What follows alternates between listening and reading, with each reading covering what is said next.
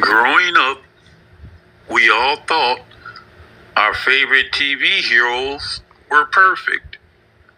The brave explorers, the lovable castaways, the magical wives, the families who never had a bad day. But what if they weren't the good guys? What if we missed the signs, the motives, the mistakes, the secrets hiding in plain sight?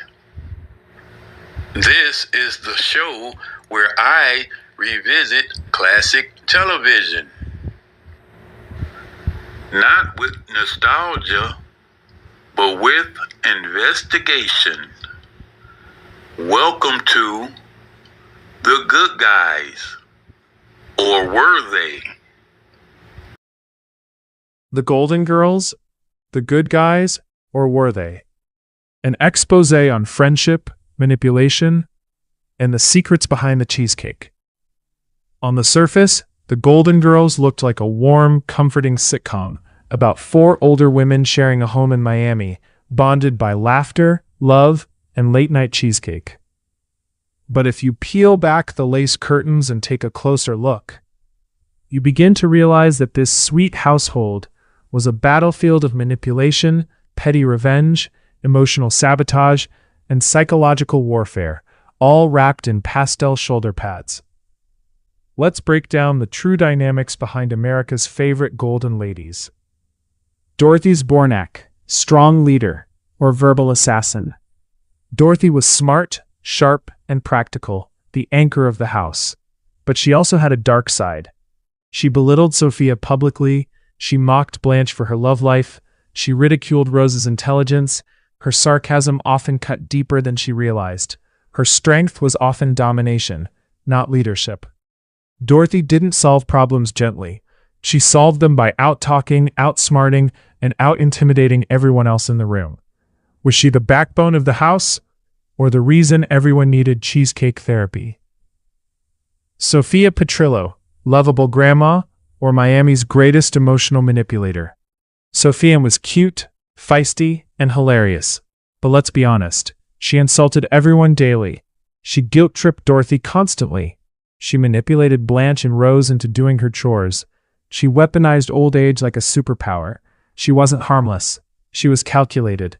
Sophia always knew exactly what to say to get her way, and she delivered it with that innocent little purse swinging from her arm. Was she the comedic relief, or the house's tiny mob boss? Blanche Devereaux, confident queen, or narcissist with a mansion? Blanche was sultry, glamorous, and proud of it. But beneath the confidence lay something else. She constantly needed validation. She dismissed her friends' feelings. She exaggerated her past glory. She competed for attention even from strangers. Blanche loved her friends, but she loved herself much more. And anytime someone threatened her spotlight, she turned on the charm, the drama, or the tears, whichever got the job done. Was Blanche liberated, or just addicted to being admired? Rose Nyland, sweet innocent, or master of oblivious chaos? Rose looked like the most harmless of the group, but don't be fooled.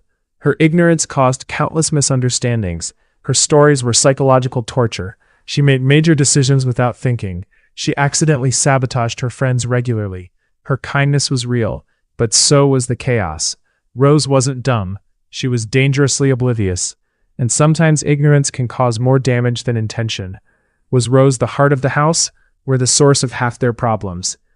The cheesecake sessions, group therapy, or emotional dumping ground. Every emotional crisis ended at the kitchen table with a cheesecake.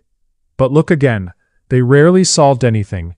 They rehashed the same issues. They avoided genuine vulnerability. They used humor to deflect real emotions. The cheesecake wasn't comfort. It was avoidance with sprinkles. Their friendship, strong bond, or codependent circus. They loved each other, for real. But they also lived in denial, avoided difficult truths, enabled each other's worst habits, used humor to sidestep healing. They were a family. But sometimes a family can be the most dysfunctional thing of all. So, were they really the good guys? Yes and no. They were loyal, loving, supportive when it counted, but they were also judgmental, jealous, insecure, manipulative, emotionally messy.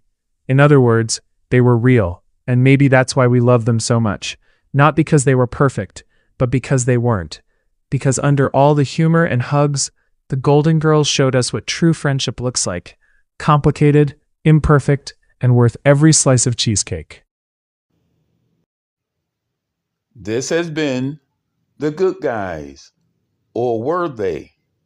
And I'm your host, Ted Smith, your classic shows investigative analyst.